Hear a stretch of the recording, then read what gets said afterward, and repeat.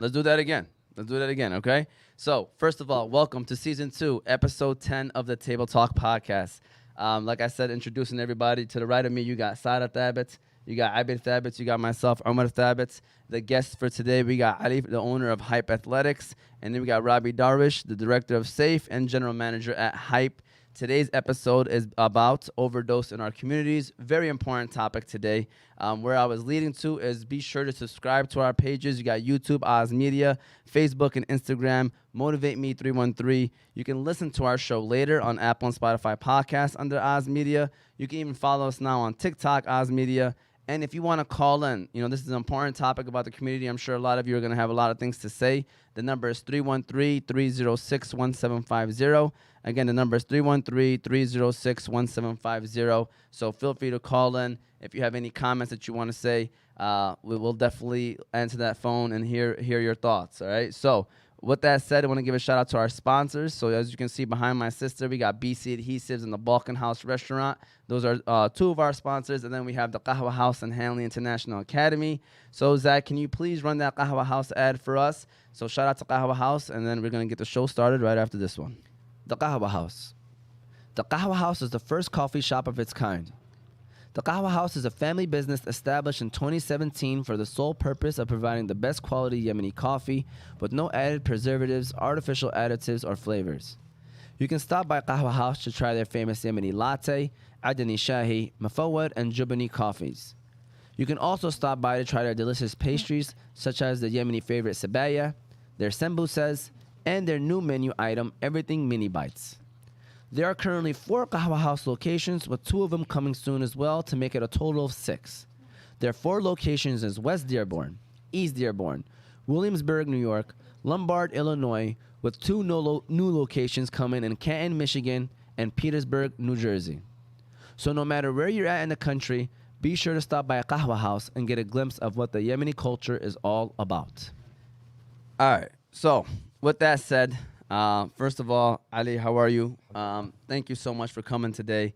I appreciate it. And, I know you're a busy man. You got a lot going on. You want to tell people about what you do and all the work that you do in the community and everything else? Yeah, first and foremost, thank you for the opportunity. I appreciate it. And I'm very happy to see our community engaging and the good work that's happening out here. There's so many good organizations, so many good people.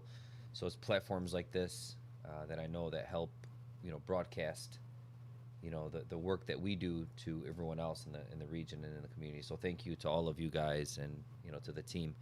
So I started Hype. I'm the founder and CEO of Hype. And I started it in 2001. I was 19 years old.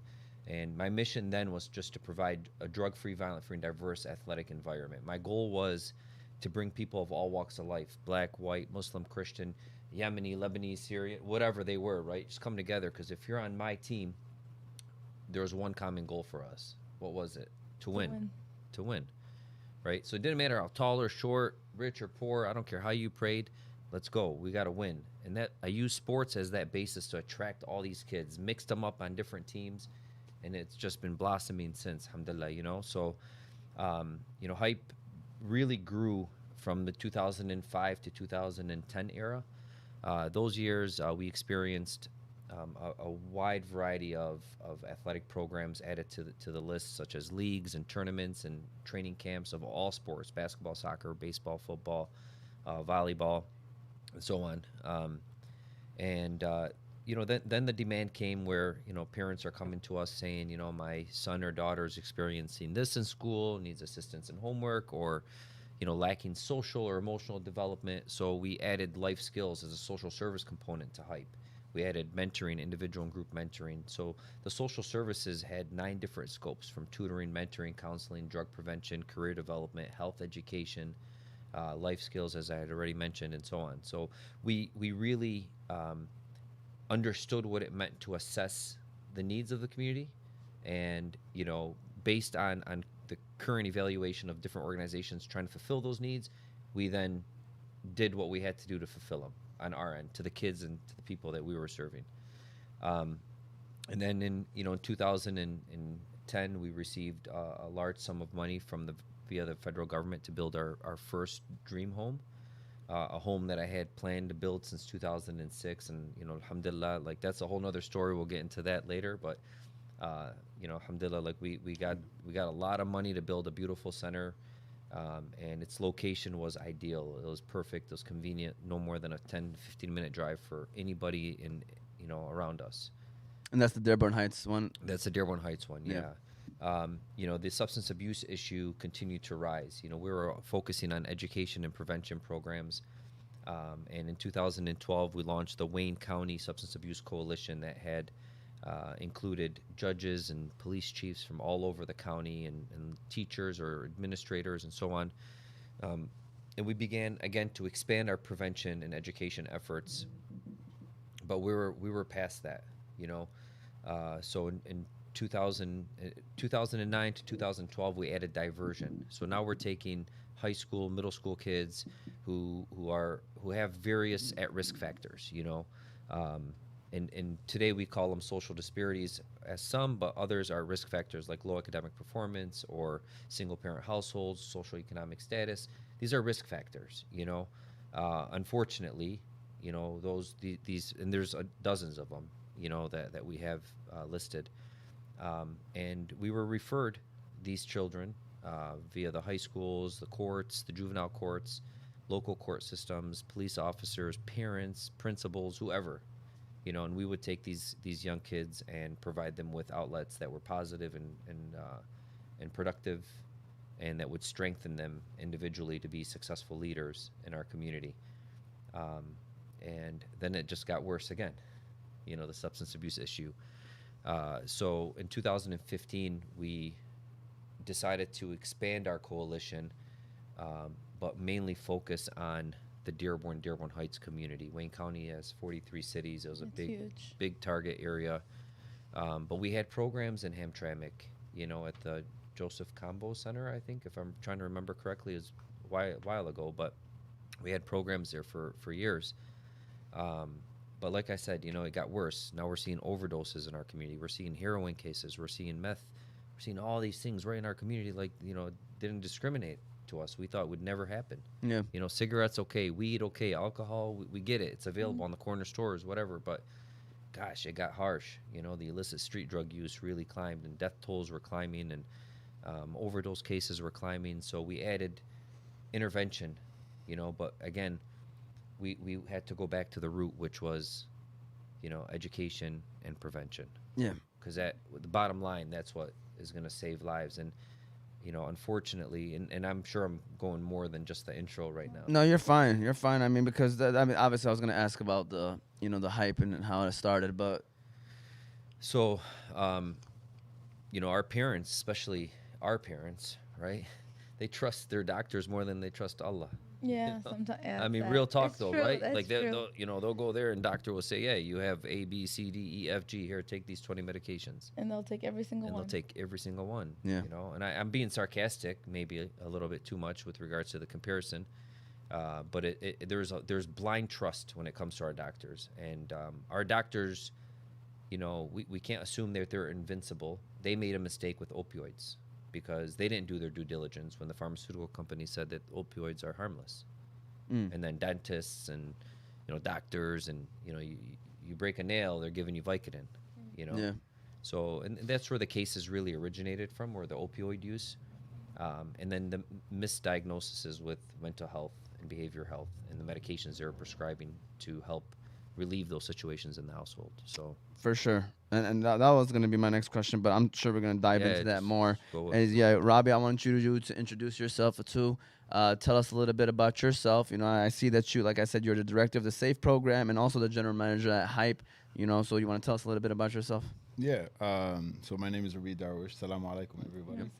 I'm grateful to be here, and thank you for having us on the show. Sure. This is a very important topic, and thank you for allowing us to use your platform to get to somebody that we normally wouldn't be able to get to, right? Yeah. The one person that wouldn't reach out for help, but at least we can educate them. I'm the general manager at Hype Athletics in Wayne. I oversee programs for adult and the youth. We also have a program for adults with disabilities, And then I'm a director of the Safe Substance Abuse Coalition, where we oversee interventions, pre-interventions, peer recovery support groups, psych therapists, of course, health and wellness, life coaching, personal training, nutrition as well, um, vocational training. Okay, and really we just tackle on what's going on in our city. I myself am in recovery. I've been in recovery for almost 7 years now. I went through 15 years of active addiction, so I use what happened to me as a lesson for others and a bit of hope to help them get into recovery. And all the experiences that I went through the system, I utilize today, not just only to educate, but to try to make a change. I just ran for city council in the city of Wayne, where I live. And I hope to have a career in politics. Hopefully, that one day I can try to make somewhat of an impact. I know that Ali mentioned that we had local judges and police. Whoever we had. I think it has to keep going on a higher level to make some type of impact. Because, as Ali mentioned, the opioid epidemic. It was created by a family called the Sackler family. They created their wealth back in the 60s when they create from the volume epidemic, which is a benzodiazepine. And then in the 80s and 90s, they created Oxycontin, okay? And what they did with that is they used a paragraph, a theory called breakthrough pain, okay, from a doctor in the 80s who had no idea. It was just a theory. So they used his theory, and what they would do is they would lure family doctors, and they would educate. They would pay them a lot of money, take them to resorts, and describe this breakthrough pain and say, "Hey, we have this evidence here," and so and describe this, prescribe this medication. We had this trial for over 1,000 people, and it's non-addictive, but it helps you with pain. So what they did is. The doctors were very reluctant in the 90s. They were not prescribing, but then they succumbed to it, and then they started prescribing this medication for everything, migraines, headaches, you name it, and then that sparked the opioid crisis, which kind of if you look into it deeply, you'll see like coal mining towns in Virginia. West Virginia, that were very conservative towns, barely had any crime. Then it was transformed into prostitution gangs. The industry went down. They tried to sue and sue and sue. Even at the federal level, FBI, DEA agents resigned over and over because the lawyers for the Sackler family were very well defended. And what they would do is, every time they would take the case to the FDA, they would hire the person from the FDA. They would overturn it and keep it, keep the regulation going for OxyContin, and then they would hire them as a CEO for it was called Purdue Pharma. And nobody says bats an eye about that. So here's what happened though. They were so much money they paid everybody off. Yeah. Here's what happened. They generated $12 billion. Okay, it costed our economy so far $2 trillion. The opioid epidemic, and they ended up paying $7 billion in reparations, and they none of them. I think it was more than that. Michigan alone got. Well, the Purdue Pharma alone, Johnson and Johnson and everybody else, they all followed suit. So what that did is, because OxyContin was on the front burner, so medications like Norco, Vicodin, Xanax, Adderall, everything else was pushed on the side. Like, it wasn't as regulated because everyone was focused on just bringing down OxyContin. Yeah. And what that did is it created a lot of people to go in the streets, because we started regulating pharmaceuticals, the way you can prescribe. Okay, so what that did is that drove the prescriptions in the streets higher. Okay, and of course with the pandemic and the stimulus and unemployment, that weaponized it. So that drove the price. At one point, one pill of Vicodin was $18 in the street. which Inflation. normally I'm joking. no, but that was before the inflation. We're talking about how it was weaponized, and then so why would I buy this drug when I can just go and get heroin, right? Which is really fentanyl now. Yeah. And I can get the same high for a fraction of the cost. And now when I say fentanyl, because a kilo of heroin is about almost like $80,000 right now, but a kilo of fentanyl is $6,000. So why don't I just cut this, and then that's why we have such a high overdose rate, instantly, And death. yeah, and you guys know more than we do. It's in our community. That I'm just like me asking, like confirming, like this is in our community right now, and you guys are probably are seeing these patients and dealing with this, like, because there's people out there, that are probably gonna sit there and be like, I don't believe it, I don't believe that it's here, but you can confirm that it's here. Yeah, 2 people just died in our community. Overdose fentanyl. In their vehicle. Yeah, I seen that. And that's very sad. Huge. That's very It's sad. 100% in It's our, been here. Yeah, from heroin to crack to meth, everything. yeah, and And it it's- doesn't discriminate. All of our community, every single sect of our community is devastated by it. I heard that you work with, you said, with kids and adults, and I'm kind of scared to ask this question, but Sure. how young are we working with people that may be dealing with, An addiction. an addiction? Okay. So when it comes to marijuana addiction, we're dealing with 12 and 13-year-olds. We've had a case of heroin that was 15 years old. So, we're talking about middle school, high school. Yeah. And who's bringing them in? Are they bringing themselves in, or is someone? No, parents, courts, family members. Yeah. It's a multitude of people, Yeah.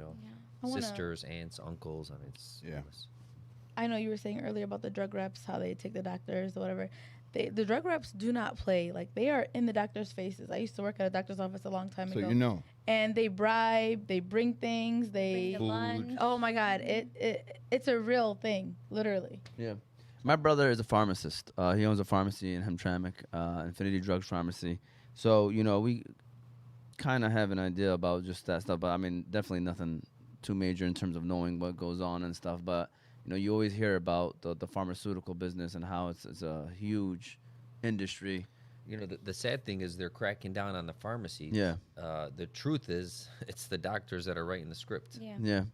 And the pharmacist has to just prescribe, give the script to the customer. Yeah.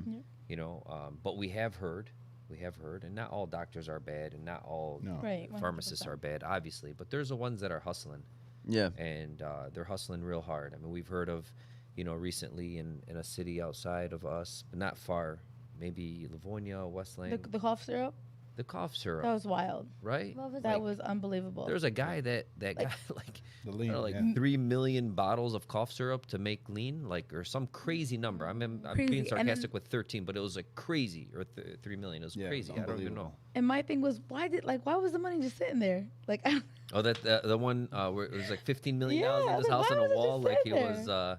Who's the guy from Colombia, the drug lord? What was that guy's name? I don't know. I was just like, why was it just I'm sitting trying to there? think of his name. Castro? I would have passed that out. No. The guy from Narco, the movie. Narco. Yeah. What's his name? Oh my God. He's gonna come to So, me. yeah. Like, Yeah, I don't yeah, watch yeah. a lot of shows, but Yeah. I watched that show. Anyways, this guy's hiding money in his wall. Like, Yeah. come on, man. What are you Yeah. doing? I was bro? like, I would have, helped. The SAFE program. Can you tell us a little bit more about that, like the stuff that you guys kind of get into with that and deal with? I know you are focusing on mental health and addiction and stuff like that. Maybe tell us what y'all do.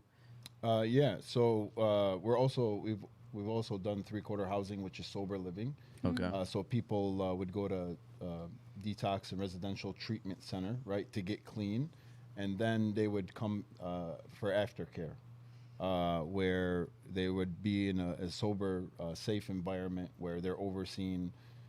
We structure their lives. We help people in recovery get jobs. We also have 4 Narcotics Anonymous recovery meetings at Hype Wayne, where it's like a safe haven for people in recovery. We've also Ali hired me, and we also have a lot of people in recovery on our team with years of experience. that sponsor. So it's almost like a mentor. We sponsor other people in recovery to give them hope. We share our experience with them. We teach them how to be patient. That recovery is more important than everything in your life right now. Yeah. You know, you have to focus on this. We created almost a position that's not really not a lot of people do. We take people to the psych, and so imagine you're sitting there, you're dealing with this mental health issue, and you don't have you're not used to being honest with anyone, and especially you're intimidated by this intellectual in a white coat. So we would go with them into the room and basically give them feedback on how what this person is going through. And then when they would get prescribed, say, a psych med or whatever is going on, now this person doesn't. Sorry, my bad. So the patient. You guys want to pause? no, it's okay. So the patient would usually won't know like how they're responding. They would be agitated whether they were having trouble sleeping or their reactions from the medications. But through our observation, we're seeing when they're sleeping, how they're reacting to the medication, their diet, just their behavior. So we're reporting back to the psych so they can properly get diagnosed and then ultimately titrate off this medication and try to live drug-free. But our main objective Full is hands-on. Yeah, Fully full hands-on. hands-on. Medication-assisted They don't feel treatment. like they're alone in the process. Yeah, it's a 2-year commitment for each person. If they go through this program for 2 years, like we have a 95% success rate. 2 years. And it's the same agreement we have with the probation officers, the courts. We tell them, put them on probation for 2 years. They violate with us, they violate with you. Yeah. Wow. You know, this is called our second chance program. But like Rabih said, we, you know, from housing support. So tell them the process. So they go to detox, they come out, you got outpatient therapy, they're living in a residential program. We force them to volunteer. We say force, but it's encouraged, right? Like, hey, you're going to start working out.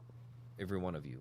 Start exercising. Because exercise releases serotonin, releases the positive hormones, it fixes you, you know? Also, I heard like sometimes to stop an addiction, you have to start another one, or stop a bad habit, start a good habit. It'll like help in that sense. Yeah, we try to get them away from having the addictive mindset to anything. I mean, you know, they can start smoking cigarettes, and then, you know, someone who's addicted to biting their nails will stop biting their nails and like do something else. Yeah. You know, so addiction in itself, whatever you're addicted to, could also be referred to or considered a mental health issue, right? If you have an addictive personality, you're a gambler, you're an alcoholic, right? Those are the worst. Drugs, right? But there's other things like, you know, you're addicted to coffee. You may not think of it as bad, but you're drinking, you know, 5-6 cups a day. Yeah. You know, anything excessive is not good for you. So you could be addicted to prayer, you know, and you pray all day and all you know, there's many hadith that say, you know, like, who's taking care of your family, right? Yeah. If you're praying all day. So there's a balance. We want to teach them how to balance, how to structure their life, and how to feel like their life is the most important, but how do you do something greater for someone else, greater than you would do for yourself? So we teach them that as well, you know? So there's a balance to everything that we do. But, you know, the men and women that have gone through our program, you know, led by Rabih and our team, you know, alhamdulillah, like they're on. Now, have we lost people? Yes. We've buried people, you know. We've lost men and women in our community. You know, we don't like to say fail because it's on the person. If they want to be clean, then they're getting clean. We'll give them all the resources, a job, you know, training for that employment opportunity. All that stuff is given to them, you know. I like to look. I got a phone call, and this was actually one of our guests. Is Shadi Shabakh. He's a doctor. I don't know if he knows that we are live. Maybe he's listening on. Dr. Shadi is a great guy. Yeah, Dr. Shadi. I'm actually going to see him tomorrow. Okay. Dr. Shadi, how are you? Salam, how are you, Omar? Salam, I'm doing well. I don't know if you're watching the show live or are you just calling me, because we are officially live right here. We have Ali and Rabih from Hype. Oh, nice. How are you guys? How are you, Doc? What's up, Doc? Well, alhamdulillah, good. How's everything going? Wallah. Going well. Our topic today is about drug overdose. So I don't know if you were calling me to I wasn't watching live, to be honest. I'm driving. Okay. But if you guys have anything to ask, I'm all ears, but I wanted to talk to you about something after the show, inshallah. Okay, I'll definitely give you a call, doctor. Baby, Salma, yalla, Allah bye-bye. Yeah, master. No, that's funny. Yeah. I thought he was calling. He's that's who we refer all of our patients to. Yeah. Nice. Oh, Yeah, he's a nice. partner. He's been our go-to. Yeah. Forgive me. No, He's been there regardless of any time, whether he was busy. He always answers. He always squeezes us in somehow, or after work, like no matter what. he makes our work a priority. Yeah. Yeah. He's been a great guy to work with. Yeah, so we had him on a show talking about we had a show talking about suicide prevention during Suicide Prevention Month, and then I wanted to have a follow-up show about what's the next steps when people admit themselves to a hospital. So we had a nurse, emergency room RN, and then we had Dr. Shadi Shabakh, and he came here and they basically just broke it down like what's the next steps and what they do and what they focus on. So, but yeah, honestly, this is good. We have a question so far. So he said this person asked, I know that fentanyl is bad, but how is it compared to heroin? Like, is it very So it's simple? 500 times stronger than heroin. Wow. Yeah. So And it's cheaper. Absolute way. So cheaper, Where did it but come from? stronger. It's a combination of chemicals and poisons that are put together that they make this product out of. Where did it come from? So okay. So it was synthesized back in I believe the 40s. I could be wrong. Okay. Okay. And so how it got flooded into our country. Now it's prescribed. They use fentanyl in surgeries. They use them. Hospitals. Yeah, I it's didn't know. used in a First controlled 80, 100 environment, years, right? yeah. So what happened was, according to the DEA, the drug cartels, they went and studied how to make it in China in about 2002. And then by 2008, their chemists really learned how to synthesize it themselves. And then they brought it back. And then that's when we had the explosion. That year, we had over 270 deaths in Detroit, overdose. Just in Detroit alone, we had like 14 in one day. I don't know if you guys recall back in 2008 where they were just finding bodies everywhere. And it was something new. That's when fentanyl blew up. Yep. So that's how it came. And now it's just being pushed by the drug cartel. Yeah. And they've done a really good job of doing that. And so, go ahead, Sada. That was just ridiculous. Like, Yeah. I can't. And so, I know we kind of talked about this, but I love facts because facts pretty much kind of gets people going. Like you said, it's 500 times stronger. Yes. So, drug overdose. Do you have? I know certain. You can't share too much stories, right? But do you have like a story or facts for us about statistics about in our community that people might not know of or might not have access to? Any kind of numbers that we should be concerning or we should be worried about. So when it comes to numbers, the reason why they're skewed is because we fall under the category of Caucasian. Okay. Yeah. So that we don't really have that much data on Arab Americans. Okay. But I know for a fact that there is a 97% failure rate. There's only a 3% success rate that you'll stay clean Wow. in our country. And I mean, I can give you a story. You want like a Narcan save or like just an overdose? I can describe to you what an overdose feels like. Okay. Yeah, we'd love to hear that. So it really doesn't feel like anything. It feels just like a blackout. Okay. I'll give you an example. One time I had, I remember I remember looking at the time, it was like 11 a.m. I was going to watch a football game, and I had grabbed a certain amount of pills, prescription pills. It was Vicodin and Xanax Somas, and I took a protocol, whatever, like a certain amount that would give me the high, right? Yeah. Allegedly. And so I took the amount, and then I forgot. I thought I didn't take them. So I double dosed.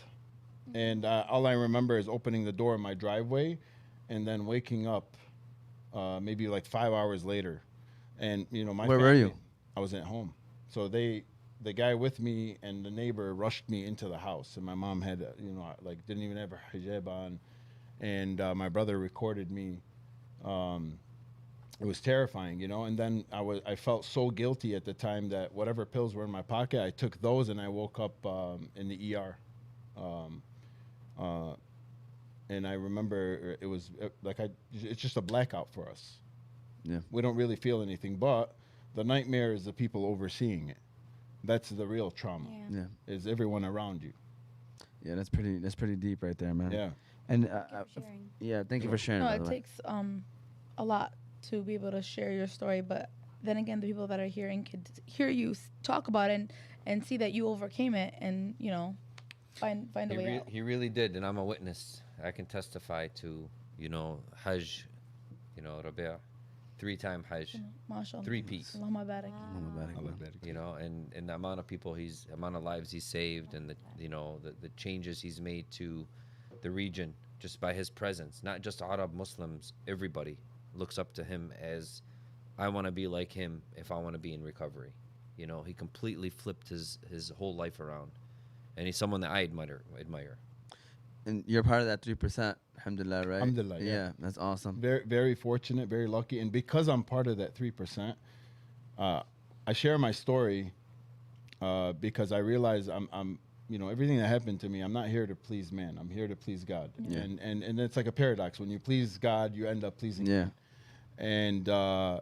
And I realize the more I share my story, the more maybe hope I can give someone to say, okay, wait, you know what? I'm going through something like that, and if this guy can do it, then I can do it. For sure. I have a question. Sure. I'm sorry. So, from the people that actually come in and want change, or what are their reasoning? What are their reasons why they actually go to the drugs?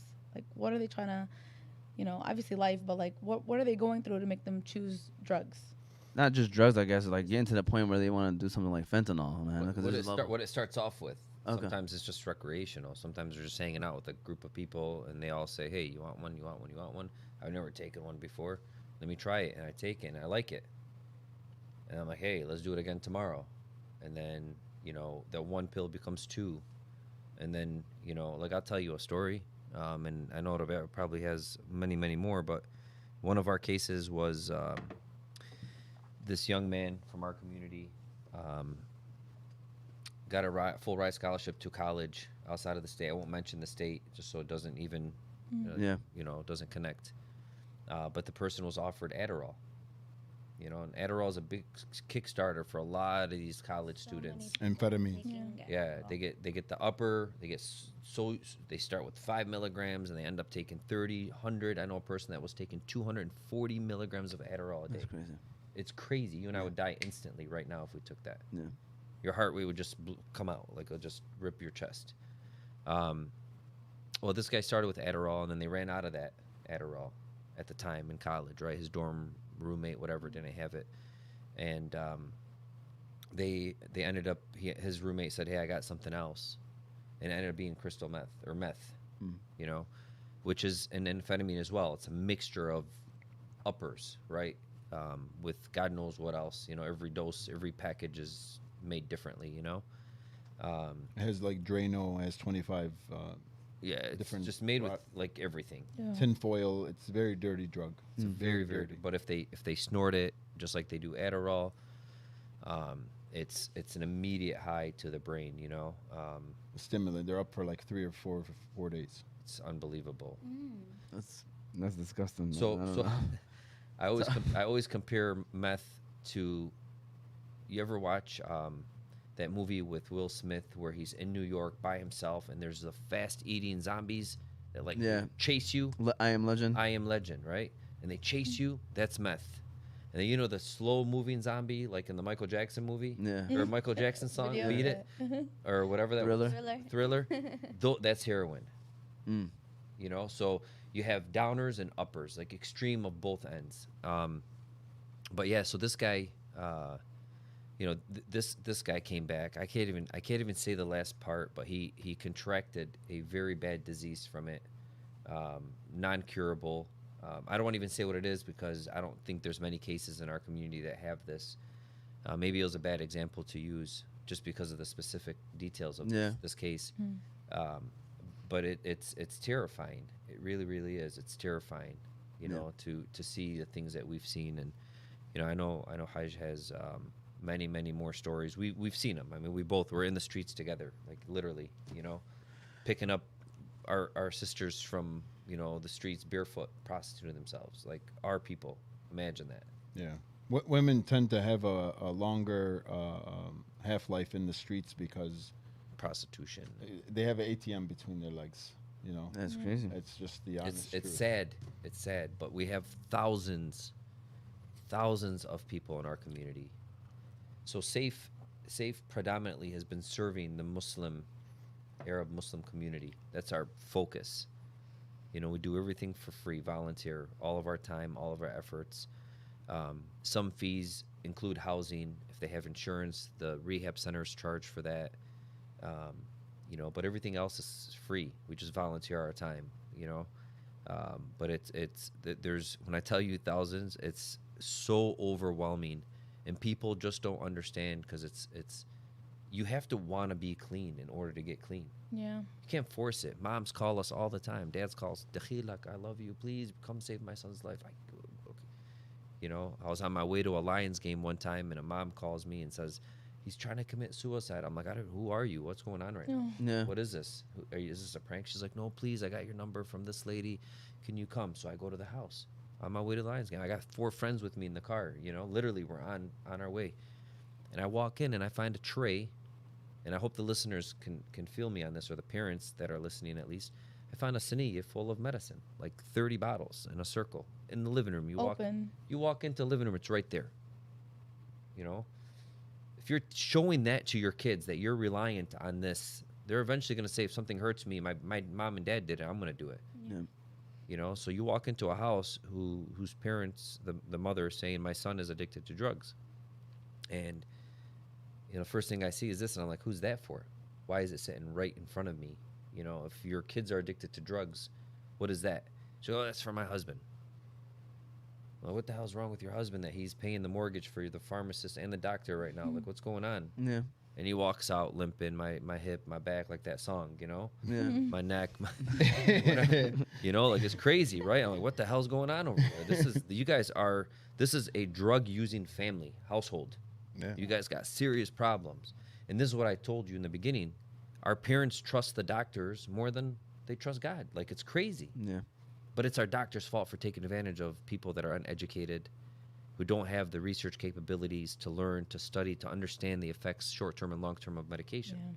You know, they'll see somebody who has high blood pressure, right? Well, that can be resolved through exercise and diet. But Sauna. they'll put them on medication, and that's a lifelong customer for that doctor. A lot of the older generation too, they're just like, I'm not gonna go work out. They'd rather tell the doc, give me a pill, you know? Yeah. Well, That's unfortunate. That's, Yeah, it is. There is that. well, that's a consequence of our technology. You know, if they didn't have a television, they'd be up. Trust me. That's But- true. That is true. But And I know you, go ahead. Sorry. you go. You want Just real quick. I know you were saying earlier, if the person doesn't want to change, you can't do nothing about it. I look at it as a door. You can knock on the door as much as you can, but they have to turn, you know, the knob to let you in and accept it. So. I kind of had a question. Is there a specific time in the year where it's like worse? Oh yeah. Holiday season. Okay. Of course. Well, Summer. yeah. Oh, really? Well, What would you say? I think the summer is spring, summer, when they're out in the streets partying. I thought suicide happens mostly like during Thanksgiving. suicide, In the overdoses. winter, Yeah. Well, more people tend to come to recovery because they need housing in the winter, so the treatment centers are flooded. But yeah, summer. Yeah, more Summer is people- use. Drug use is in the summer for sure. Alcohol. It's easier to acquire, all of it. especially around here. Yeah. You know, because it's They're not out. cold. You see them on the corners. You see them. You want to seek shelter in the winter. It's kind of scary to think about this because there's people out there like me, like you know, you have friends that do things, but like hearing this deep stuff, it's like, man, it's kind of it's scary because it's out there, and some people are just so blind to the fact that it's happening. So okay, I got 3 things. We held you back. All right, so I'll tell you what. Okay, so there's a disease factor. Okay, and so when it comes to recovery, or addiction itself, right, which is substance use disorder, when somebody's sick, okay, so let's say they have cancer, okay, and so the family's going to rally around them, and they're going to encourage them to go seek treatment, and then they're probably going to change the environment at home and change the diet at home, and they're going to encourage exercise. They're going to do all these things, right? and they're not going to allow this person to even work. Probably, people are going to raise money. We raise money in the community. We do all this stuff to make sure this person stays alive, I right? see where you're going. You see where I'm going? All right, same concept. He just has the disease of addiction. All right, he's stigmatized by his family as a failure. We stigmatize ourselves. So, and then we fall through the cracks. Now, think about this. Let's say, okay, 1 out of 5 people have mental illness in our country, okay? I'm not sure what the stat is when it comes to addiction, but for how it works for me, like the allergy, the disease factor is Ali might take a Percocet, whatever, Oxycontin. I'm going to take one. He's going to get nauseous and probably vomit and be very drowsy and go to sleep. Here's the disease factor on my side, where my allergic reaction is it's motivational for me. My dopamine receptors flood. It's very euphoric for me. And because it's such an imbalance, right, where it raises my it lowers my noradrenaline so much, it has such an impact on it that I want this thing again. My levels don't become normal for a while, as opposed to his get back to normal instantly, so he can just move on with his life. So I become dependent. Now, what also happened in our country is the fact that they were prescribing it. So if I got a knee injury, that's how I got addicted to opiates. Wow. Now I did stuff before, that I was influenced by. Now to answer your question, okay, why is this happening, right? When it comes to recovery, I used to hear this, it's about attraction rather than promotion. Okay, now let's go to addiction. What was my peer pressure? A lot of people offered me cigarettes, drugs, you name it, and I didn't even care. I saw people when I was 12 years old behind Laurie Middle School smoking marijuana. At the gas station at the Marathon on Schaefer, right behind the dumpster, people would smoke cigarettes, and I think at that time there was 2 people in the whole school that smoked marijuana. Offered it to my friend and I for 2 years. We didn't even think about it. My peer pressure was me sitting on the porch watching these guys wear their Jabrode pants at the time, CK shirts, get in their Trans Ams and get in their Supras and Corvettes, bless Tupac. And then I found out, a couple of people close to me smoked marijuana, did all this stuff. It broke my heart. But then a couple of weeks later, I became curious. If my family member did it, or my peer, the people I look up to did it, then I'm going to do it. Attraction rather than promotion. Make sense? Yeah. Same concept. So now recovery, right? How did I get clean? I went to treatment 20 times. I was facing 9 years in prison, right? Today I have no felonies, nothing, 0. My record is clean. It's unbelievable. We can't even find a mugshot of me. It's crazy. So sometimes when I'm presenting people, like I tell them, like I've gone through this when we do the court advocacy. So they're researching me. They're like, hey, we couldn't even find a mugshot of you. What's going on? I'm like, hey, wait, we're actually searching for it, which is a good thing, right? But so when I was spiritually bankrupt, hopeless, all this stuff, and then certain people came into my life. Ali Said, going late at night, a man that has 4 children, CEO of a nonprofit that is busier than anybody I know. And I know why I was going to see this intervention late at night, because this is what keeps me clean, right? Helping a person get into recovery. And then I look, and again, it's the attraction, the examples, right? And because I needed hope, right? My perspective was always bad was good. I used to root for everyone, all the criminals in every movie, all the bank robbers, you name it. I wouldn't even want to watch the end because they got caught. Yeah. Right? My perspective, right? Right. So how did this pendulum swing? How did we swing this? And then, I look to the left and I say, I know why I'm doing this. Why are you doing this? And he would say, this is God's work. I mean, and this is late at night and volunteering has nothing, it's not going to benefit anybody.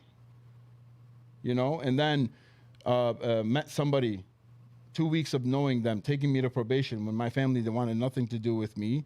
And I said, hey, why are you taking me? It was a woman. I want to share this story with you because this is a very deep story that I've never shared before, and I've been wanting to share it for a while. I was going to actually share it at the naming ceremony for Abdul Haydous. I really was. Thank Because you. this is a very powerful story. So this woman, okay, again, my perspective, why is this woman helping me? I met her 2 weeks prior, and that's when I met Zach too, my sponsor, who gave me hope of staying in a 3/4 house at the time. So she goes, I said, I looked to my left again, and I say, why are you doing this? And the response was, because they did it for us. I said, well, how do I pay you back? And they said, well, when you have it, you give it to somebody else. And it kept coming. I'm like, okay, what is this person? You know, they want something sexual. Like, I'm not understanding. There has to be something this person wants. Yeah. And it turns out that when I met this person at a meeting, this person's sister had 35 years of recovery. Okay? Wow. Service, right? Recovery.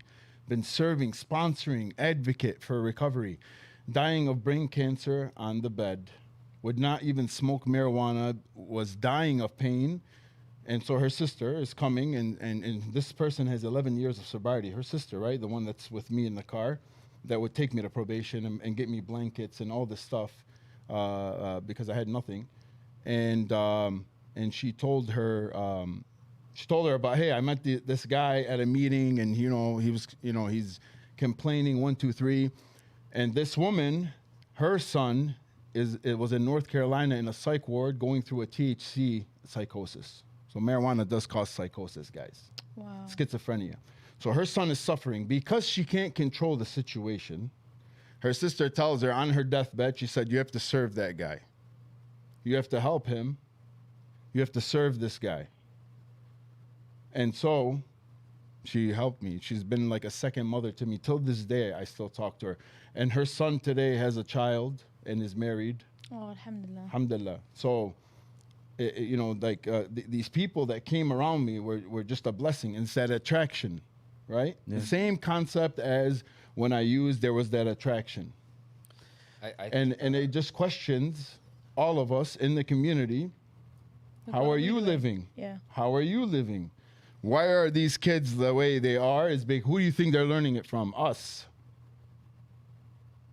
So you know how when we're pointing the finger, one goes up to God and 3 points back at us. Wow, subhanallah. Somebody just posted that today, and I Yeah. was just about to say, when you're pointing the finger, how 3 is pointing right back at you. But I like right. That's- the part about God. Yeah, because I had a career in blame. I wanted to blame God for everything because I wouldn't take accountability.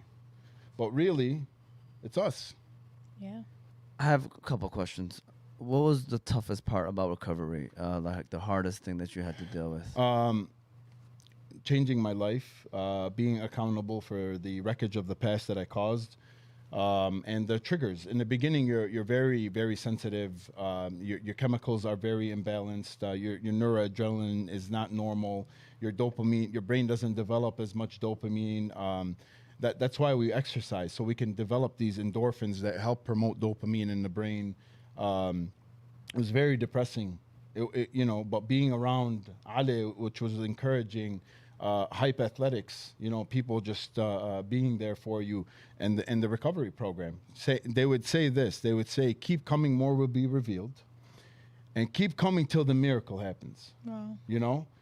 And when all this would go away eventually, when the cravings would stop, So back then I couldn't imagine ever not using, and today I can't imagine ever using, ever. Beautiful. I can't even comprehend that Can I get a concept. clap? Yeah, you're gonna have to change the whatever called to the bank A, and then give him a round of applause. Shout out to Zach. By the way, he's back there as well. And as he's going, I think applause is like it says it says applause on it. There we go. The crowd. A little late, but Sorry, it's the there. crowd is there was an awe of the story, but they got the claps going. Go ahead. I know you want. Yeah, and the stories just keep going and going and going. I was homeless at one point, and I never told Ali, and I needed $90 just to live in a place, and it wasn't even payday yet, and I asked him, and he gave it to me. It was not even a question. Now you got to understand, nobody trusted me.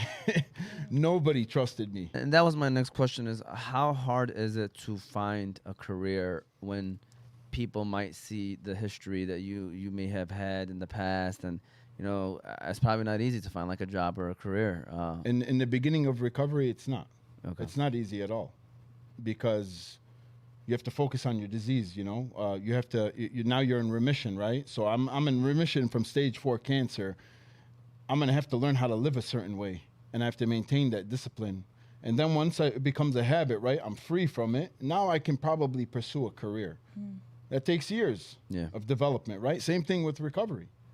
But I just happened to be in the right place, at the right time, being around, someone that fully encouraged me, had faith, showed me faith, took me to Hajj, for my first time. And then going to Hajj, then he started a program where we would, somebody that would have a year or more of clean time that was practicing the deen, former Hajjaj would sponsor the person to go. Wow, that is beautiful. and Awesome. and we just kept we it sent, going. We sent a lot of people to Hajj, alhamdulillah. The community did, but The community. like we would go out But you and seek. facilitated it. Yeah. It takes We- it takes a facilitator at the end of the day. Alhamdulillah. Yeah.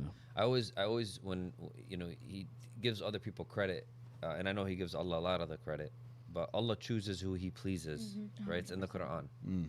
He chooses who He pleases to follow the straight path. He says that, but He also says, because the Quran seems like it's contradictory, but it's all a lesson, right? He also says it's up to you to find the Free path. will. Yeah. So in his case, the path that he's on today was because Allah chose him. How did you find him? And then Yeah, before, I when was you were gonna ask saying that. he trusted you, why did you So- trust him? Like, I want to kind of. It's my for me it's my obligation to see my people successful in anything that they for my people, right?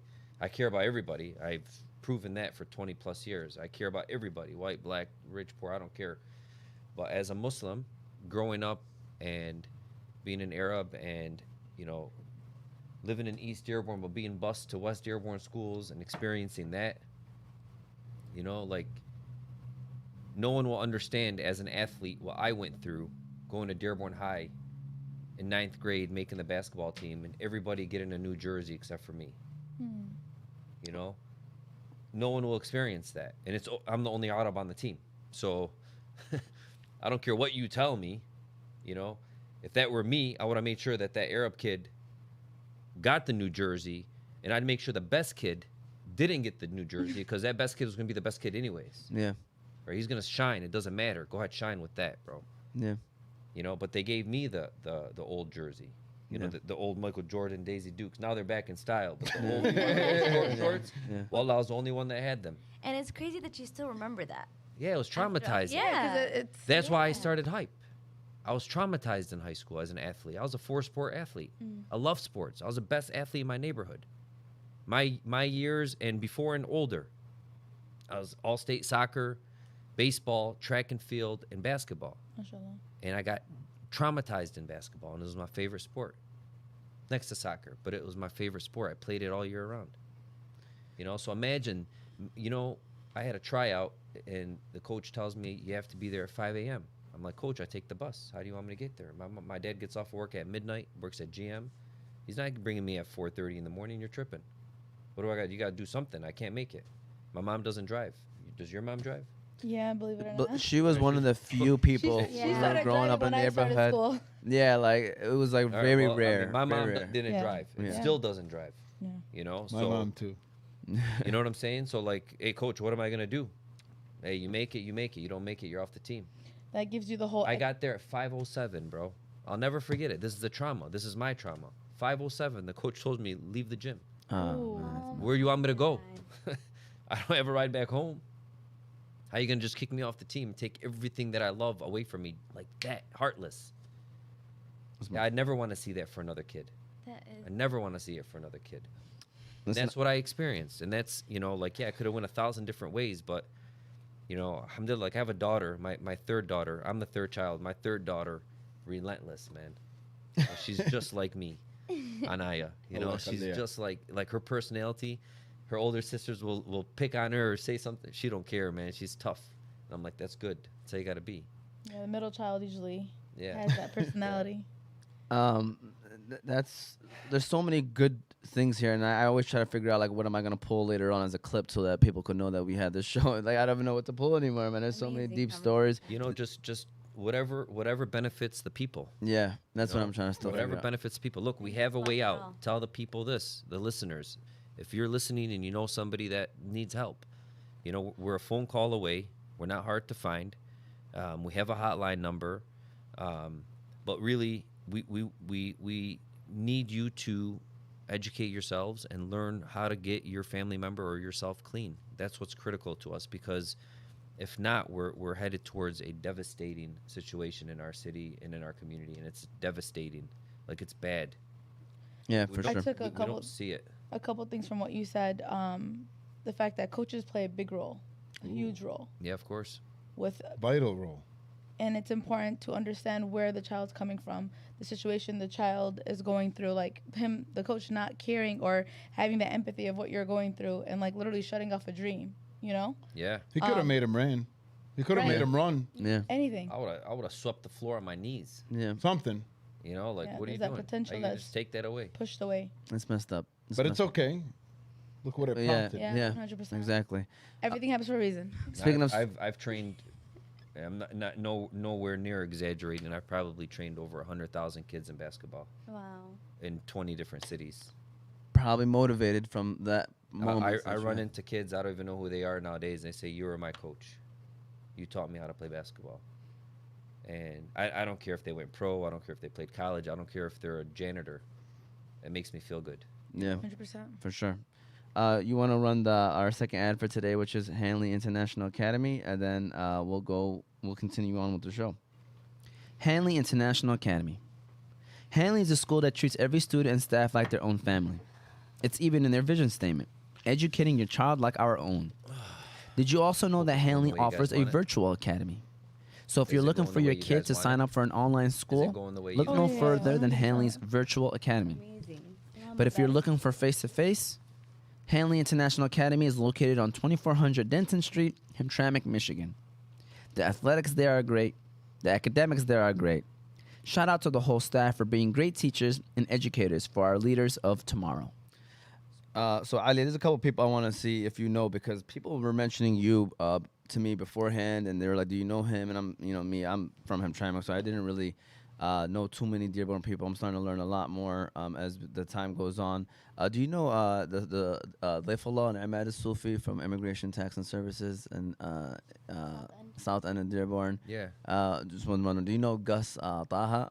very well. Okay, because he's the one that runs the league that we're in, Hanley International yeah. Academy. We played a championship game at Hype. That's why I was wondering. He maybe Yeah. had that connection Yeah, with yeah, you. yeah. And at Belial, they play every. Yeah. Belial's our Soccer. soccer and flag football is over there too. That's our Belial. Yeah, I mean, I figured. the athletic complex is ours. Yeah, Nice. yeah. So that's why I was wondering when I read about that. I was like, oh, so I wonder if he rents it out from you guys. Yeah, then. yeah. A lot of kids, from the South End, East End. I mean, they all played Hype throughout many years. Yeah. All the time. I helped them at Edsel Ford. I helped Coach Juice, train a lot of these kids. We picked up a lot of kids to play on our AAU travel program, from all over. Like we're the Arab team. Yeah. When we go travel in Indiana or we go to, wherever across the country, where we're playing, we're the all Arab team. Yeah. Maybe one or two white kids, one black kid. Yeah. For but, sure. But I have to create that for our people because some of them, like today, is different. Today we have talent. We can compete with if there's a strong team, I don't care who's on that team. I'm gonna put that kid on the strongest team. And that team could be made up of 9 black kids, 2 white kids, and an Arab. You know, but I want to see Dearborn advance.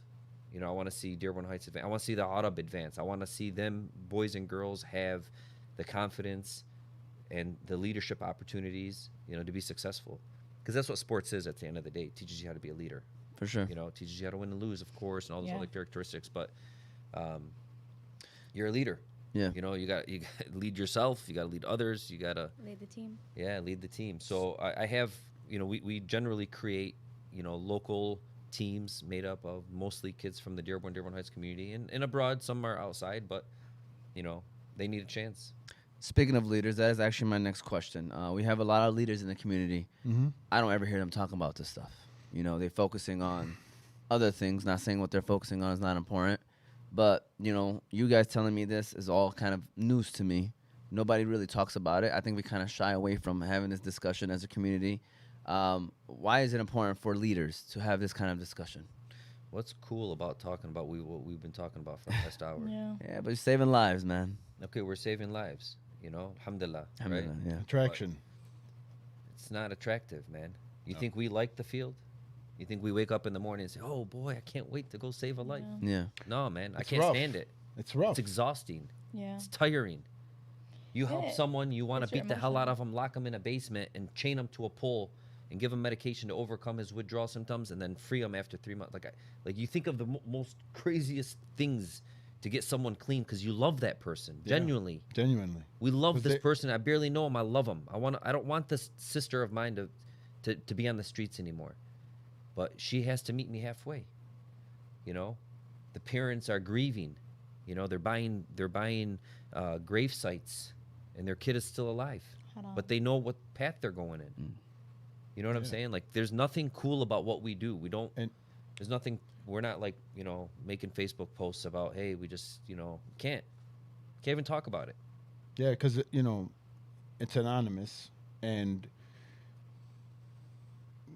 there's a lot of people that I encourage. From me speaking out, they speak out, right? But you don't see what's really going on behind the scenes, and it's extremely difficult because indirectly our society enables it, right? Yeah. So when we're working with families, they don't indirectly they're enabling. So we'll have come up with a whole relapse prevention plan, great intervention, everything is going well. One person will succumb, it's over. Yeah. The person will go through great lengths, especially right now, which is the hardest time to get into treatment. Just for an example, yesterday they had to kick everybody out of treatment because they had a COVID outbreak. So they have to replenish the whole entire thing because there's an outbreak, right? So now they're all in the streets. We had 2 people there. Yeah, gone. Now they're Now they're back out on the streets. yeah. So The restart. yeah, they're in the streets now. Who knows? They'll come back or not, basically. Yeah, whatever. There was another 45 people with them that are in the Yeah. streets. Yeah. But that's just one treatment center, right? And the majority of the people that are seeking help are they have Medicaid, which is terrible. That's very, very bad form of health care. Unfortunately, Unfortunately, we have the richest, wealthiest government that can do everything for free for everybody, send money everywhere around the world, but we Not have for the the poorest people. education system, we have the poorest healthcare system, we have the poorest everything system. We don't care about our seniors, we don't care about our health. It's ugly. but again, there's a lot of enabling factors, right? So it's very difficult. We take every client that we have is personal. It's all personal. It's all, yeah.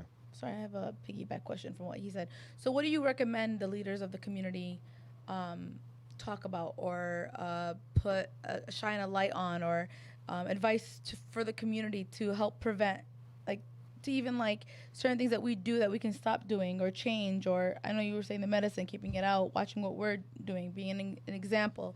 But what are some things that we can let the community know? Yeah, in that aspect? there's a lot of habits, our community has.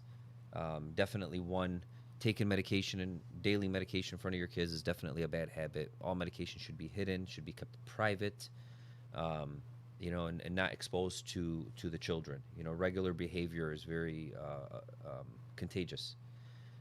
As far as the leaders go, we're servants. I encourage leaders, to speak out on what they know and what they can, confidently display messages with or on topics wise. I encourage our leaders to stop putting pressure on our masajid. They're going to these, shuyukha and sayyid and saying, it's your fault. What are you doing? All you do is funerals. Well, it's all they do is funerals because there's so much death. Yeah. There's so much death. But every mosque I know is trying their butt off to trying to educate and trying to come up above and beyond. Our religious leaders are having to learn about We're educating them. things other than the Quran, Hadith, and Islam, Deen, fiqh. They're not studying. They're putting that aside now. Forget that. What can I do to save somebody's life? But they're not social workers. They're not therapists. Right, they're not. Psychiatrists. That's not their job. And But we like to point the finger, as you said. yeah, point the finger. But I want to just add to that. Forgive me for cutting you off. Tfaddal. They'll even start speaking about it at funerals. Oh, why is he? This is not appropriate. Then when is it appropriate? Yeah. Yeah. When is it appropriate? And we've gone to funerals where the family, we've clearly helped that kid or tried to help that kid. You know, we might have gotten to the case too late, and they refuse to admit to the family members that are visiting, or you know, that it's an overdose. Like, hey, there's a chance your son's death. Not to, you know, take advantage of it, right? But your son or daughter's death could save 100 lives if you, as parents, can go educate other parents on the experiences that you went through. Yeah, they don't have to die in vain. Yeah. Do you recommend parents to like maybe share their story? And Yes. Yeah, they Absolutely. have to. It helps them with grieving. It's Yeah. a process of grieving. Yeah. You're supposed to. Who are we here to please? yeah. Who are we really here to please? They're not failures. Parents not. didn't fail because their kids use drugs. Why? Balakis, like, you know, my parents, you know, loved me, provided for me, you know, gave me everything I needed in life. If I chose to do drugs because of a recreational experience, or, you know, a girl wanted to go out with me and I said, hey, you know, she says, hey, come try this with me. And I'm like, you know, I don't want to be a sissy. There's a million reasons, literally, why we make stupid mistakes, you know, but my parents didn't do nothing wrong. Why would it be their fault? For sure. And real quick, you know, as far as our leaders go, we do have a leader in our community that is stepping up. Mayor Abdullah Hamoud, he created, as soon as he got elected, Yeah, he's the man. Dearborn Public Health Great. Department. It's just- Is it? That's so funny. That's my next question Yeah, about. yeah, okay. That, I mean, that's what I was gonna say is that they launched a new campaign, that Narcan vending station. Oh, I don't know if that's what you're specifically talking about, but you know, it's aimed at stopping drug overdose. I guess. What are your thoughts on that, and how does it help? It's a step forward. Yes. It's definitely a step forward. You know, Mayor Hamoud, Chief Isa Shaheen, the fire department, Chief Murray, these are close allies. The judges are close allies. And we go to Dearborn Heights, Mayor Bazzi, you know, Judge Turfy, Plawecki, the magistrates, former and present, Lawrence, I forget how to pronounce his last name. Lawrence, you remember his last name? I don't recall. It's like sorry. it's like a Siley Samihna. Anyways, if hopefully he doesn't hear it. But yeah, you know, there's Chief Brogan. All these, we're close partners with them, you know, and they're playing a very vital role. But definitely, I would definitely agree to that. Hamoud is kicking butt. He's really trying to tackle the issue. The issues is we're fighting. We have very small army climbing up a very steep hill, and there's millions of risks or factors shooting down on us. That's what's happening. And we look at these things from social media, TV, but the impact of just those two things, and cell phones, right? And then we add school, then you add rap music or all kinds of music, even cowboy music or what is that, country music has things about drugs, sex, and alcohol now. You know, it's crazy. They're rapping in a different tone, you know? But that's what they talk about: sex, alcohol, drugs, violence. Like, that's what everybody talks about. And I mean, then you look at video games, and there's so many factors out there that are just that's who we're fighting against, you know? Yeah. And my take on the Narcan. Yeah. Big step. The reason why is it's going to save so many lives. It's going to encourage people to save somebody that might be in an overdose or at risk. You know, your neighbor can possibly get it. They know that somebody's, you know, family member doesn't know anything about Narcan, doesn't watch this podcast, doesn't, you know, nothing, right? Yeah. Like maybe my mom, you know, she's in her 80s. So the neighbor might have it. And then, you know, might come over for breakfast or shy or whatever it is, and then give it to her and say, hey, if you ever see your son passed out, you know, hit him with it. And why it's so good, naloxone, which is a consequence of the opioid epidemic, right? But it was created back in the 60s or 50s, I believe. Then dispensed in the 70s a little bit through the medical field, but there was no training. And then now it's really, really dispensed out there.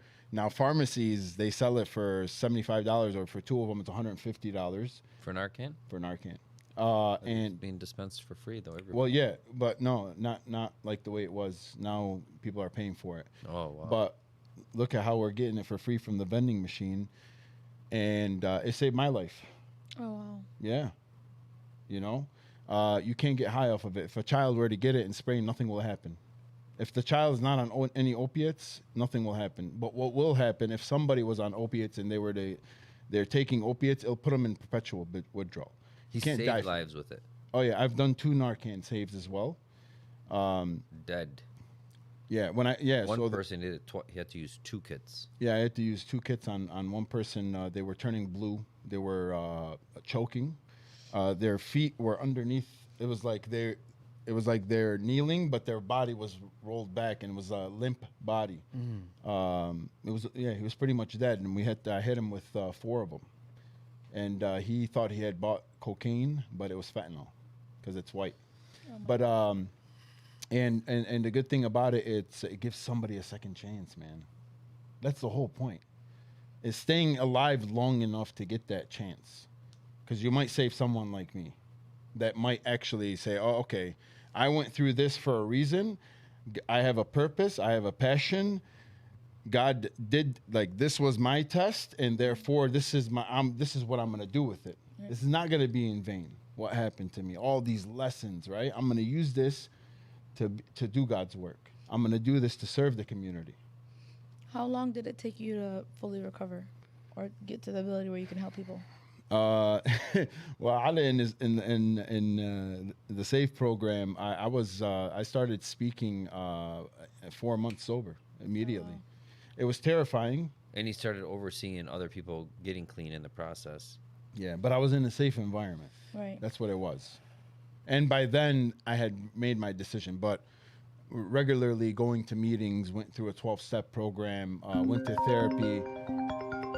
Sorry. No, go ahead. Continue. Yeah. I have to keep it on loud just so people call, but Yeah, the yeah. unfortunate thing, you might have random people still calling sometimes. But go ahead. Yeah, no worries. So I was working a program simultaneously. So whatever I was learning in real time, I would be passing it. So every time I'd sit with Ali, I'd tell him, hey, I learned this today. This is the language. Wow. And I'd. What is like the normal rate? Like how long does someone normally take to like? It depends on the length of person. time they were using And the drug. and the drug. Sometimes the amphetamines or the benzos, they have a long-term side effect to the brain. It literally rewires, especially Adderall, rewires the brain. Amphetamines. Yeah, amphetamines rewire you, so it takes up to 2 years, That's crazy. When you say Adderall, I always think like that was like the pill to keep for People focus. Yeah, Yeah, like And- Ritalin. Yeah. It was. Yeah. but it's like Yeah, taken in other ways. But for, they Abuse it? They commercialized it. So Yeah. They weaponized it. So this drug, okay, it was formerly known as Pervitin. Okay, the Nazis created it, or a German scientist. So if you look back at a video of Hitler during the first Olympic Games, he's rocking. Okay, so he was addicted to Pervitin, which is amphetamines, and they used it with the Nazis and the Wehrmacht during the war. They were known as super soldiers. But imagine the decision making, right, that was led in this war. That was somebody under the influence. all over the place. Yeah. Imagine the erratic behavior. It doesn't even make any sense what he did, but imagine. And so drugs like that take many months. Like, for an example, crystal meth is such a hard and dirty drug. You sometimes go up to 9 months of withdrawals. It's very rare you can come back from that. Schizophrenia starts to occur. You start to hear voices. From marijuana. I'm sorry to interrupt. Yeah. You mentioned the length of time it takes for crystal meth. Now our doctors are saying you want to get off of drugs, get on Suboxone. It's a harm reduction drug. Allows you to function while you're, receiving the opioid needs of your body and your brain. The withdrawal symptoms of Suboxone can last up to 90 days. Methadone, which is a typical drug That's or even worse. medicine used for someone to get off of heroin. So they give you a daily dose of methadone. So there's methadone clinics all over the country for former heroin addicts, and they give them this because it allows you to function while you still feel your body gets the high, but you're not high. You know, you're functioning. And the withdrawal effects of that are like 60 plus 45 to 60 days. So they get you off of drugs, they put you on another drug. It's harder to quit that drug than it is the drug that you were on. It's unbelievable. Real quick, Never I want to add to that. So it's called harm reduction. The whole point of them dispensing it is to aid the destruction that they've already caused, right? Keep them alive. Keep them alive, and essentially not to commit the crime. So lower the jail rate, lower the crime rate, because you know when like 90% of the crime committed in the United States is substance use related. Just so you're aware. Wow. So a lot of the stealing, you know, that's what I did. Like you steal. I'd take Xanax and I'd wake up with deodorant in my room. I wouldn't even know why. There'd be $300 in my pocket, but I'd wake up with deodorant. You know, I wouldn't even know why I'd steal deodorant. I'm dead serious. But THC, marijuana, okay? So marijuana, early on, we've noticed a lot of schizophrenia as a cause of it. And it weaponizes mental illness. Anybody with an underlying issue, struggling. We've seen kids fighting their families.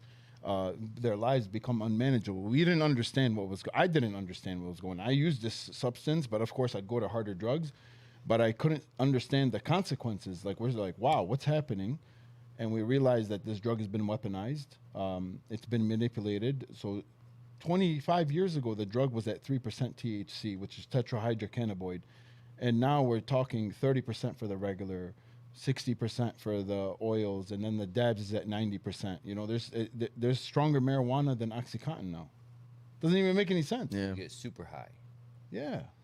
You're talking about people that are highly addicted to marijuana. I get DMs all the time. Rob, I'm addicted to marijuana. What do I do? No problem. Let's get you into treatment. So what does the system do when they legalize it? They say, guess what? You're going into intensive outpatient. There is no more detox for that. Why? Because we're not going to fund it anymore. So now you can only go see a therapist via Zoom. Good luck. Wow. Good luck. You go through withdrawals. You go through massive withdrawals, high anxiety, your eyes dilate, restless legs, you cannot sleep. I mean, I had a friend that went to Palestine and couldn't sleep for 3 weeks. You know? Now he's living a better life when he came back. But he's like, Rob, I couldn't sleep for 3 weeks, and I've only been using the substance for a year. This doesn't even make any sense.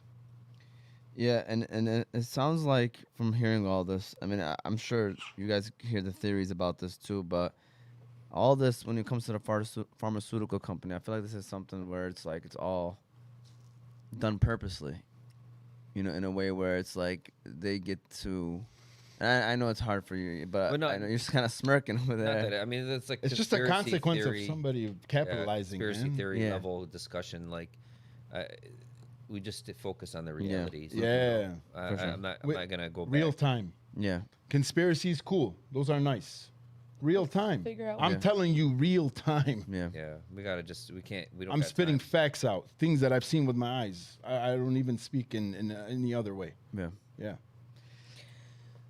Man, Deep. I have a son going into high school next year, and I You just am scared her. kind of, you know, I mean, We encourage you. Take the steps.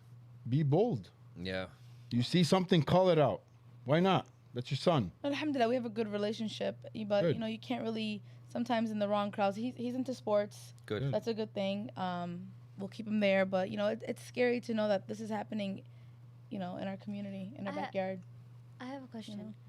So I remember back, you guys can hear me, right? Yeah. I remember back when I was in elementary school, the school I was at actually like introduced us to these drugs Okay. and like how to, you know, like stay away from them and all prevention and whatnot. Like the DARE program, or I remember there. Yeah, I remember. How that. old She's are too you? young. She's too young for there. Yeah, I don't think it was a DARE program. I'm 25. Okay. Yeah, she's So, too young for there.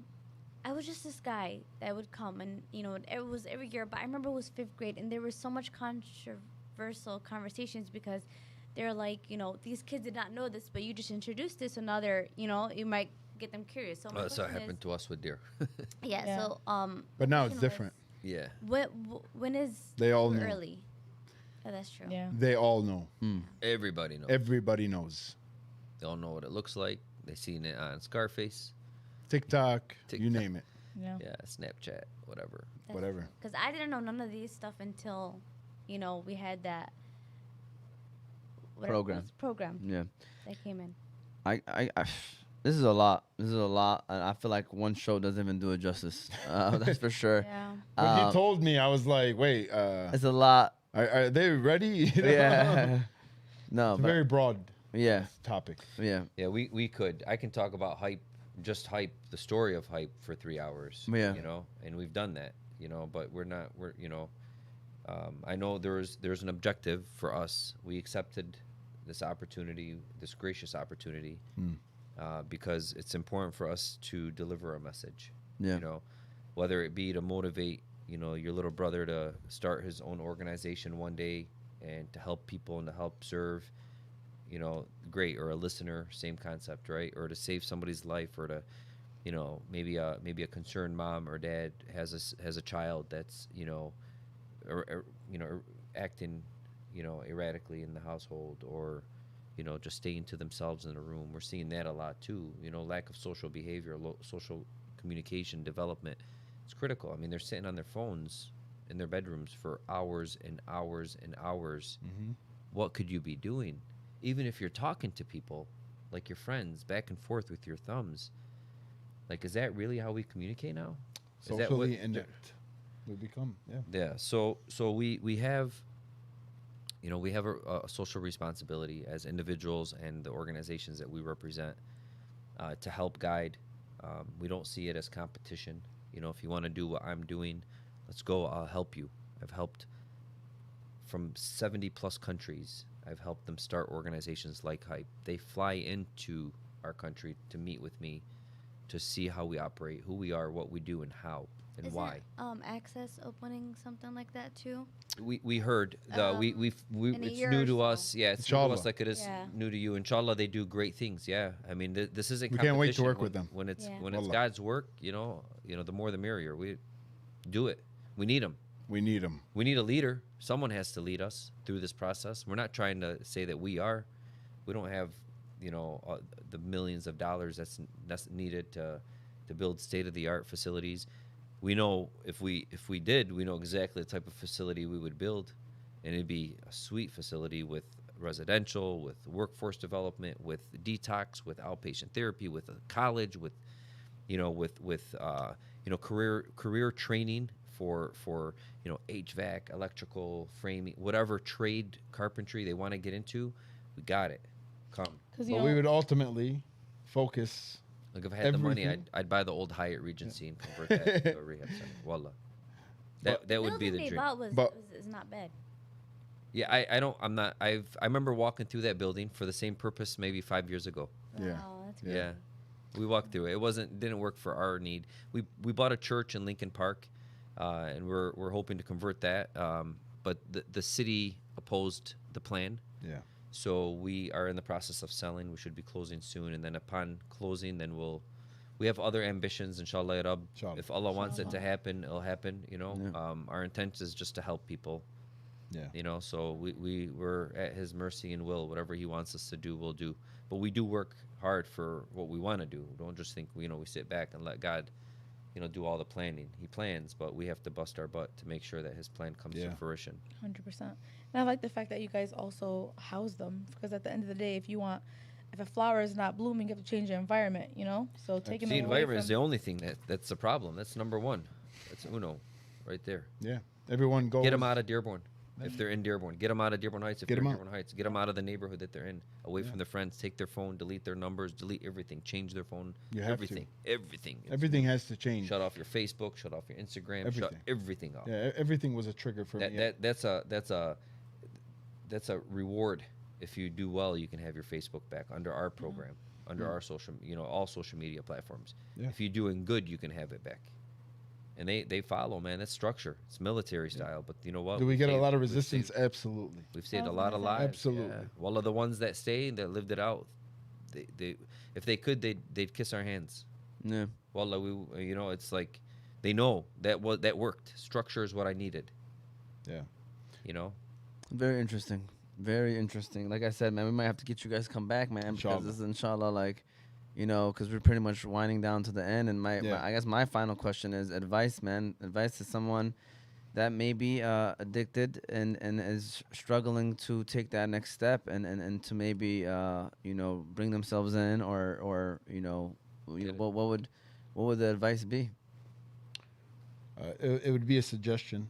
There's no really advice. The suggestion would be, well, number one, you're not alone. Okay. We do recover. We can live a great life. You know, I have a great life today. I have people that trust me. Alhamdulillah, I'm accountable. I'm reliable. You know, my family loves me. You know, and you know, please reach out. And it's all anonymous. Nobody ever has to know. You know, it's completely discreet. You call 1-800-241-4949. It's just a 5-minute screener. Okay, be honest with them. It's not an emergency, you say, because then they'll send a cop for like to the psych ward. No, you're trying to seek treatment. 5-minute demographic followed by a 20-minute screener. You have to get honest with them. The first time I made that phone call, I was terrified. You know, that I was getting honest with somebody, but they're there, they're trained, and they've heard it all. So if it has a name, it's been heard. You know, That number that he just shared is to the Detroit Wayne Mental Health Authority, or Integrated Health Network is the new name. Detroit Wayne Integrated Health Network. And what they do, they manage the Medicare dollars and the block grant dollars if you don't have insurance. So for Right. insured or uninsured or underinsured, you go through that process, you screen, and then they place you into a detox center. So we have direct relationships with certain detox centers that we trust, that we work closely with. So once you know the client is provided with what's called a reference number, they come back to us, and then we provide them with the rehab centers that are vetted. But just to add to what Haj was saying, we also have a hotline number, 313-615-0196. Right. 313-615-0196. Text it, call it. It's not a 24-hour hotline, but we get back to everyone every day. You know, that's the number they want to get to if they want to get a hold of us, or they can call up Hype. They, you know, either Hype location. Mm-hmm. And all of our staff are fully trained on how to redirect the calls to the right person, to make sure that person is given the top attention needed, you know, because we understand the gravity of the situation. And the last thing I would want to say is, if nobody told you they loved you today, then I love you. Oh. We love you. Damn, that's deep. Yeah, can we get that? That was a perfect time for a Well, round of there applause. it Zach is. is nodding his head. We gotta get the round of applause, Zach. Well, listen, I think the crowd got it. They ended quick. The crowd at the same time, huh? They're all on the same page. With that said, first of all, thank you both of you guys, man. This was a very Thank you. informative. You guys Thank are you. definitely No, a special seriously. type of person and people. Yeah, for sure. You know, not everybody can do this, man. I'm not gonna lie to you. I'm just thinking about all the things. I'm only imagining. I'm a little stressed out. Yeah, like mentally, I wouldn't be able to do it. Like I would not be able to do it. One like, day at a dealing with time. that. Yeah, you will. I mean, inshallah, you know, I want to be able to help people, you know, but it's tough. I know you guys deal with it a lot. It's not easy. It's not easy. But this was season 2, episode 10 of the Table Talk podcast. Our topic today was about overdose in our communities. You know, we had Ali and Rabih in the building today, and these guys had a great conversation. I want to make sure you guys follow us on Oz Media 313's YouTube page. You can listen to this show later on Apple and Spotify podcasts under Oz Media. You know, you can follow us on our socials, Facebook and Instagram. It's Motivate Me 313. TikTok is Oz Media 313. I hope you guys enjoyed it. Shout out to the sponsors, the Balkan House, Hanley, Qahwa House, and BC Adhesives. We appreciate our sponsors as well. Final word, and ladies, I'm going to let you guys, I know you guys have any questions or any final comments or anything like You that. guys said it pretty quiet. Was it a lot to absorb? So much. No, but thank you guys so much for doing what you guys do. It's really nice. The reality of what's happening is kind of scary, but having people like you guys in our community is uplifting and hopefully can make a change. Inshallah. I have a question. we work with So students. we're not ending. Yeah, I know. I'm sorry. I wanted to end it. But maybe Go ahead. can you Get comfortable. No, can you like see things in young people that I know we're not supposed to diagnose, right? We're not supposed to like predict, but I'm just saying, like, can you like be like tendencies, like, you know what, maybe I need to keep an eye on this person or check up on this person because this person is, while they're still young. in a Risk way. factor. Yeah, risk factors too. Starts off with long curly hair. Just play. If they got that puff on top, you gotta watch out for that. Yeah. You gotta spot them $20. Force them to a haircut. Please get him to do it. No, I'm just playing. So risk factors amongst kids: grades, phone activity, social activities like who they're hanging out with. Look, I hate to judge. We're not judging, but single parent households have a higher tendency of exposure. Why? Because the kid misses. Natural for us to want mama and baba in the house. It's natural. You get what I'm saying? So if a child doesn't have baba when he needs baba and he only has mama, so what happens? He gets a little depressed, or he feels like he's missing out on something. We need to find all these risk factors. The only way to do that is to understand our kids, to talk to our kids, not talk at our kids, to talk to our kids, to listen to them, and understand the good, the bad, the ugly, and be a safe space for them. I feel like a lot of the times the parents, kids are scared to talk to their parents about certain things. So the parent being a safe space for the kid to come to. 100%. So Sorry for fortunately, no, it's okay. Fortunately, we've been exposed to the best holy book and the best prophet, right? And they've warned us on how to raise our children from 0 to 7 and 8 to 14 and 15 to 21. They've taught us that. Now, parents don't know how to parent. We don't. And I mean that lightly. I don't mean that with heavy terms like we are all stupid as parents. No. Parents don't know how to parent in a sense where, if a child comes to us depressed, we don't know what to do. If a child comes to us overexcited, energetic, we tell them to shut up, sit down. Why are you so hyper? Calm down. I want to watch TV. I'm talking on the phone rather than listening, right?